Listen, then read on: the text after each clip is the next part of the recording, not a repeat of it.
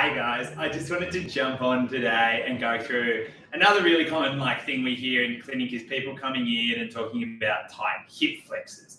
So I think almost everyone that we've ever spoken to has complained of tight hip flexors at one stage or another. So we wanted to shoot this comprehensive guide to figure out whether you're actually getting really tight hip flexors and then also whether you need to stretch or whether you need to strengthen certain muscles.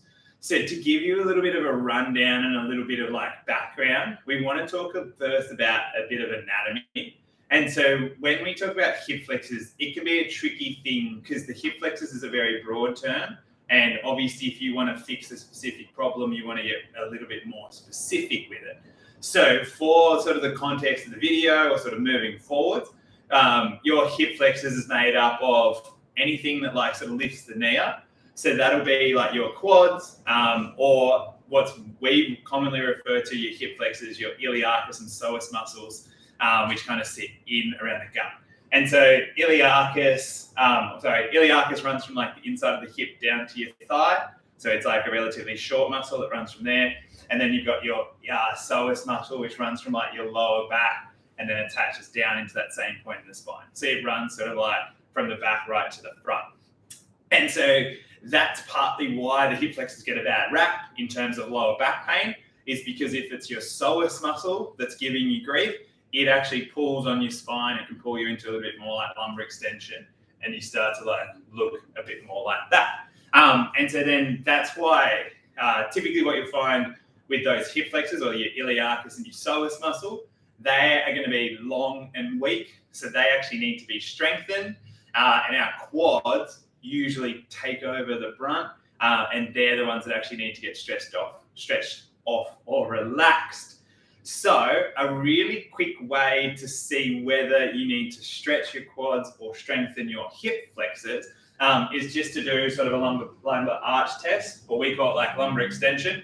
So basically you can just lift hands up overhead and we let the hips drop forward, or we reach back as far as we can.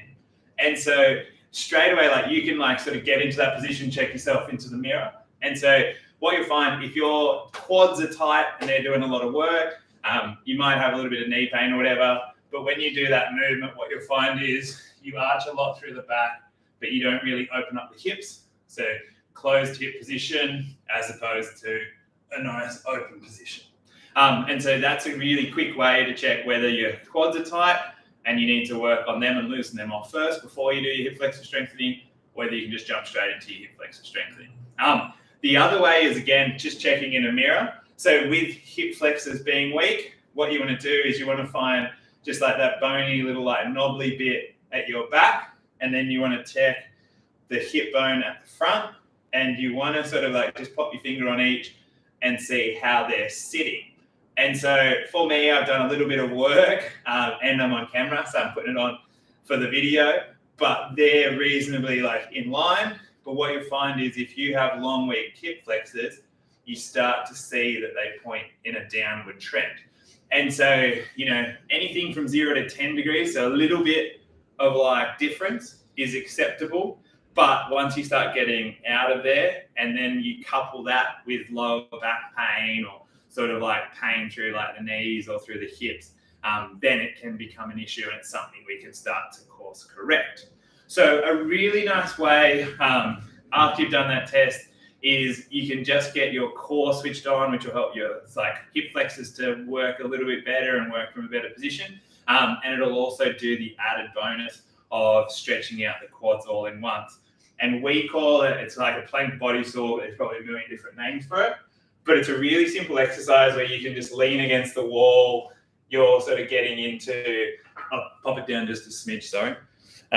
So you guys can see it, my feet and what they're doing. But we're going to do, anywhere from a 30 to 40 degree lean. We keep our hands nice and straight. I'm doing it on a squat rack, so my hands are a little bit more narrow, but you can just start off with your hands at chest level in front.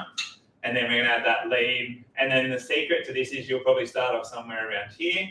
You're just going to let those hips fall forward until you feel your core engage or your core switch on and your hamstrings switch on. So those guys switch on. And so then once you get into that position, then we just want to add a calf raise. And with the calf raise, we're going up on like that 30 to 40 degree angle that we sort of like set before. And we're just going to do 10 or so of those. So this is really nice because it teaches the hamstrings to work, which stretches out your quads. It also gets the core on, which will give you a little bit of hip flexor activation as well. And then if you've done 10 of those, they feel pretty good. You can actually go into some single leg versions of that. And again, you're doing 2 sets of 10 reps on each side. So that's like your really nice, quick little win, start to get things feeling, seeing how they're going. And then obviously you always want to go back and recheck stuff. So you just reach forwards, reach back, see if we feel a little bit freer, see if that pinching in the lower back goes away a little bit. So that's our first protocol. That's obviously the easiest thing. We can sort of like do that daily and just start to get some better sensory feedback around like what the feet and the hips and the back and everything's doing. If you want a little bit more bang for your buck, we can dive a little bit deeper and we can go off and we can add in some little quad stretches. So a really nice one that we like in clinic is called the couch stretch. So there's a couple different variations depending on like your mobility. So with this one, we're just going to jump. I might even just pop it down a little bit more, sorry. With this one, we just go into like a kneeling or a lunge position. So front knee is roughly 90 degrees, back leg we want to be straight. And so one thing we commonly see that's been done wrong is people lean too far forward. We really just want to keep them like in a straight line. And so if from there, then you just want to lean forward, so you're just pushing your whole hip forward, but you're keeping your back straight and you're not flaring through the ribs, you can start to feel the tight quad through there. If it's reasonably tight, that's enough for you. We can hold there. If you're a little bit more mobile and you want a little bit more of a stretch, then what we can do is we can pop it up on like a couch or a chair behind us. So I'll find my spot. And then from there, I'm now getting a really good stretch. And I've got to work really hard through my ribs and through my back to make sure that I don't arch and start to go into my hip flexors, which probably don't need as much work. So from here, we're just going to hold that on one side. We're going to make sure that we're keeping the ribs tucked. We're not arching too much through the lower back. And we're really just feeling like a really decent stretch through like the front of the hip. We don't want to be feeling it. Through the front of the thigh, we don't want to be feeling it too much through that hip. So obviously we want to go through and we do a minute on each side, and you should start to feel that release. Then once we've like stretched off the front of the hips, then we want to get the glutes firing and the hamstrings firing so that they can work and they can hold that hip into an open position so the quads don't just start to get used again and tighten up again. So with this one, we're going to go back into that same position. I'd reckon chuck the leg down because we're going to be adding a little bit of movement. So we want a little bit of leeway in there. And from this position, we're then just going to practice like squeezing our bum and relax. Squeeze the bum and relax. And I like to think like, I'll do this again for a minute. So we'll squeeze for 1 second, off for 1 second. Squeeze for 1 second, off for 1 second. And it's just like a little intention. If you struggle to squeeze your bum, a good little trick is to actually poke your finger in and squeeze. But every time you squeeze here, you should feel like this relaxes a little bit. And then as you get better over the course of that minute, you can let the hips sink forwards. But again, we want to make sure that we're letting the hips sink forwards. We're not just arching through that back and the stretch doesn't start to feel like it moves up into the hip.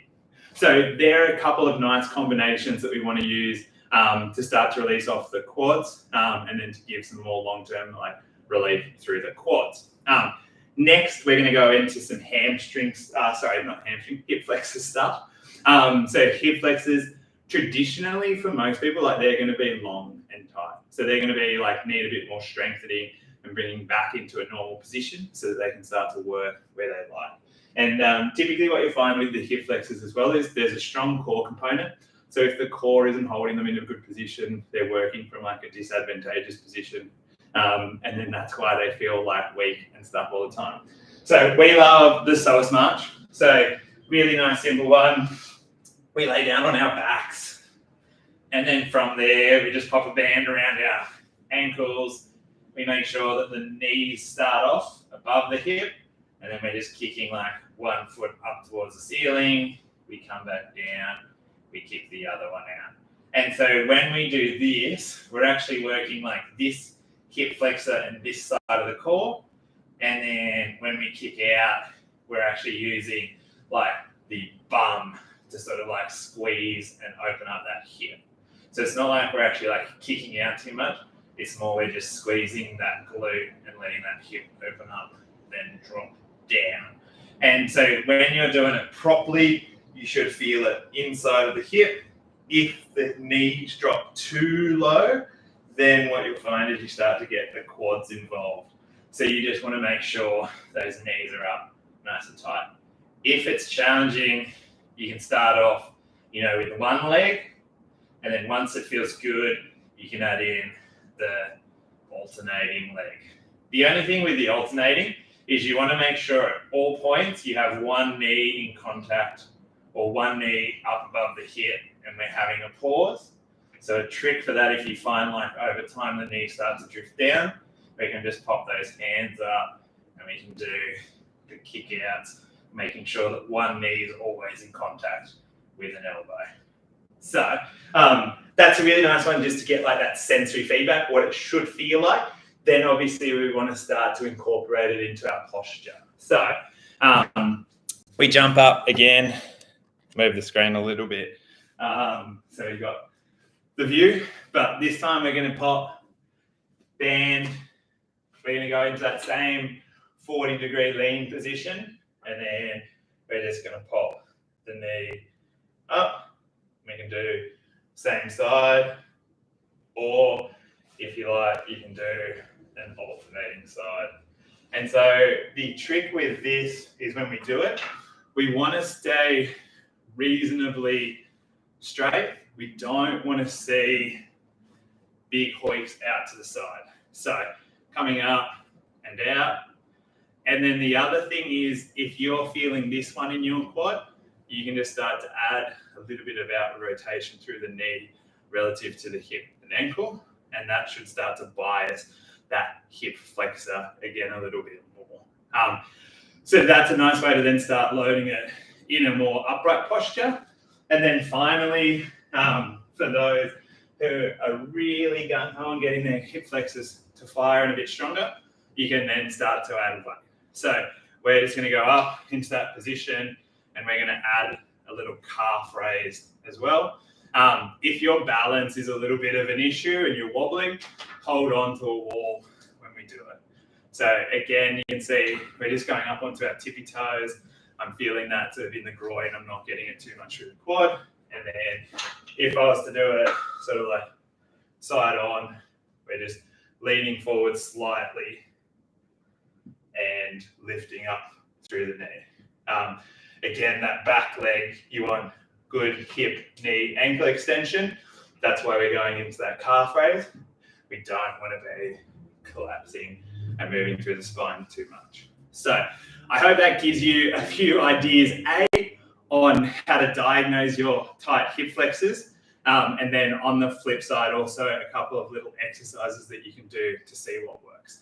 And then obviously, as always, we want to make sure that as we go through, we retest it, you can start to see there's that little bit more movement through the fronts of the hips and through the quads and also the hip flexors, or just the hip flexors in general. If you have any questions with any of those exercises, please drop a comment in the comments, drop a message in the comments below, and we'll get back to it. But otherwise, we'll see you next week for another video blog on common tightness or common issues that people explain. Cheers.